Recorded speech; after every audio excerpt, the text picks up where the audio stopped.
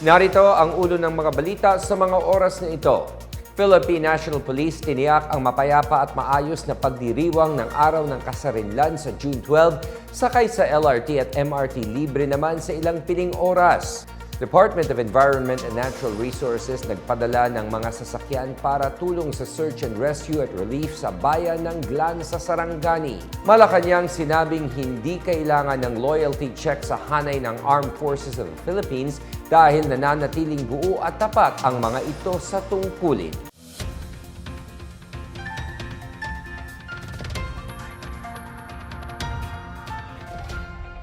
Ako si William Theo para sa PNA Headlines. Tiniyak ng Philippine National Police na nakalatag na ang seguridad para sa paggunita sa ka-128 Independence Day or Araw ng Kasarinlan ng Pilipinas sa Biyernes, June 12. Ayon kay PNP Chief Jose Melencio Nartates Jr., nakikipag-ugnayan ang kapulisan sa mga lokal na pamahalaan para tiyakin ang maayos at mapayapang paggunita sa okasyon sa buong bansa.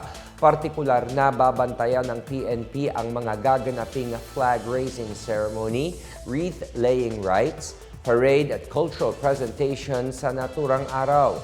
Sa Metro Manila, mahigit 11,000 na pulis, 143 mula sa partner units at halos 600 force multiplier ang magbabantay sa Rizal Park, Bonifacio Monument, Mausoleo de los Veteranos de la Revolucion at Pinaglabanan Memorial Shrine, pati na sa ruta ng Parada ng Kalayaan sa paligid ng Malacanang at sa paligid ng United States Embassy.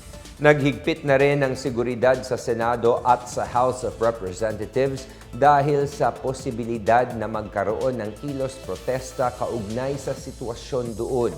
Nangako si Nartates na mararamdaman ng taong bayan ang presensya ng PNP sa gitna ng pagdiriwang nila ng Araw ng Kasarinlan. Sa mga nakabakasyon at may planong mamasyal sa June 12, libre ang sakay sa LRT 1, LRT 2 at MRT 3 buong araw mula alas 7 hanggang alas 9 ng umaga at mula alas 5 ng hapon hanggang alas 7 ng gabi.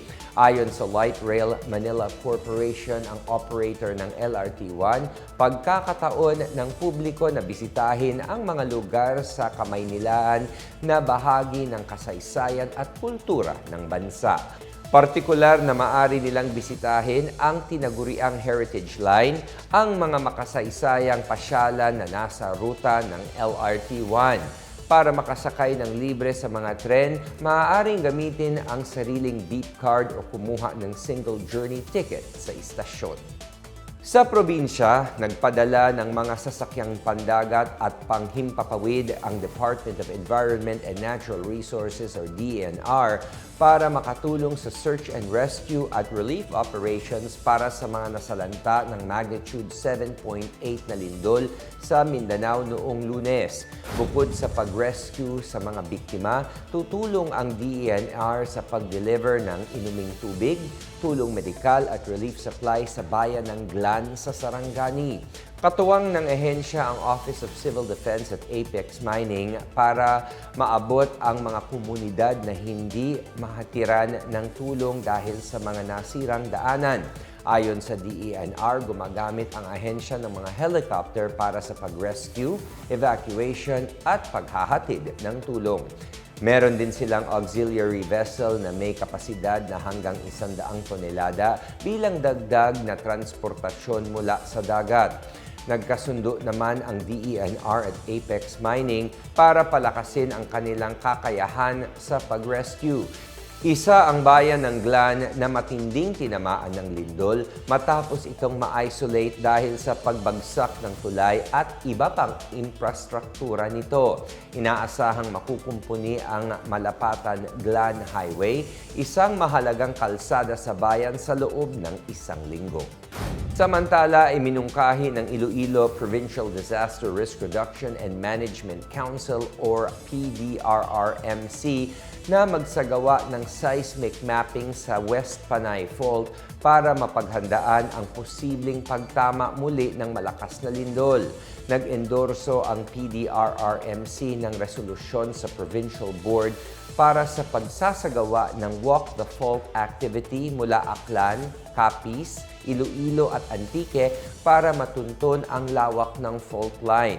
Ayon kay PDRRMC Office Head Cornelio Salinas, ang West Panay Fault ay kayang mag-trigger ng magnitude 8 na lindol tulad ng magnitude 7.8 Lady Kaykay earthquake na yumanig sa Panay noong 1948. Pinababantayan din ang Negros Trench na nakaharap sa 1st District ng Iloilo. Dagdag ni Salinas, sasali ang lokal na pamahalaan ng Iloilo sa National Simultaneous Earthquake Drill sa June 18 para masanay ang mga tao na maging handa laban sa lindol. Tiniyak ng Malacanang na nananatiling nagkakaisa, propesyonal at tapat sa tungkulin ang Armed Forces of the Philippines sa gitna ng mga ulat tungkol sa umano'y planong destabilization laban kay Pangulong Marcos. Ayon kay Palace Press Officer Claire Castro, walang impormasyon na natatanggap ang AFP hinggil sa mga pahayag ng hindi pagiging masaya sa mga hanay ng militar. Kinilala ni Castro ang mga usap-usapan tungkol sa issue, ngunit patuloy anya itong minomonitor ng mga opisyal ng militar. Tiniyak niyang aktibo at buo ang AFP kaya't hindi na kailangan pa ng isang loyalty check o pagsusuri sa katapatan sa loob ng ahensya.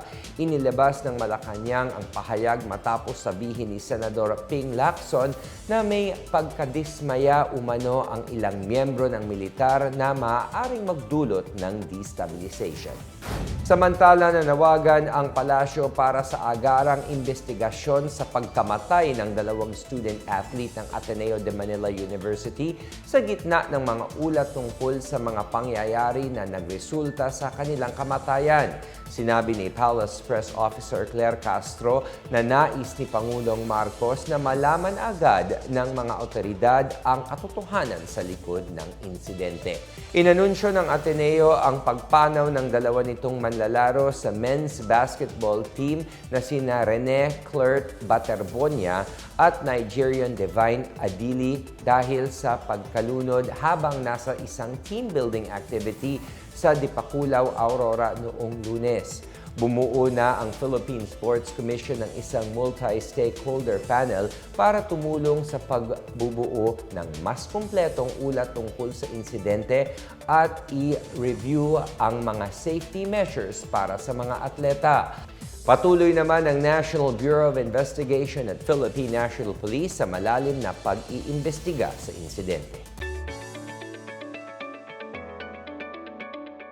At sa balitang pangkalakalan, inanunsyo ng Meralco na tataas ng 0.15 per kilowatt-hour ang singil sa kuryente ngayong buwan dulot ng mas mataas na generation charges.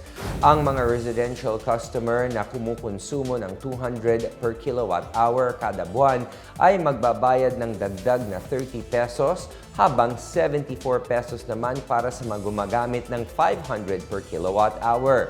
Tumaas din ang presyo ng wholesale electricity spot market dahil sa kakulangan ng supply ng kuryente sa Luzon Grid na isinailalim sa Red Alert noong May 13 hanggang 15. Hinikayat ng Meralco ang mga customer na patuloy na bantayan ang kanilang konsumo sa kuryente at tingnan ang historical consumption chart sa mga electricity bill upang masubaybayan ang kanilang paggamit ng kuryente.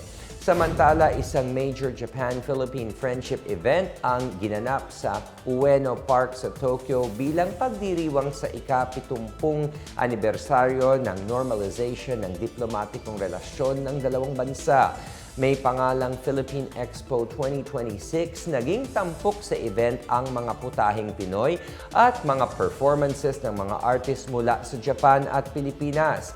Nasa 40 food stall ang nakaisa na nag-alok ng mga pagkaing Pinoy tulad ng halo-halo at sisig. Kabilang din sa nakilahok ang YP Trading Incorporated na umaangkat ng banana chip sa bansa at nag-e-export naman ng frozen Japanese roasted sweet potatoes sa mga Southeast Asian country. At yan ang pinakabago at pinakamainit na balita sa mga oras na ito, hatid sa inyo ng PNA Headlines. Para sa iba pang mga balita at impormasyon, bisitahin lamang ang aming website pna.gov.ph o ang aming Facebook at X account na Philippine News Agency. Mapapanood din ang PNA Headlines sa pamamagitan ng link sa website ng News and Information Bureau sa ilalim ng PNA News at sa YouTube account ng Philippine News Agency. Ako si William Theo at ito ang PNA Headlines, naghahatid ng mga balitang nagbubuklod sa bagong Pilipinas.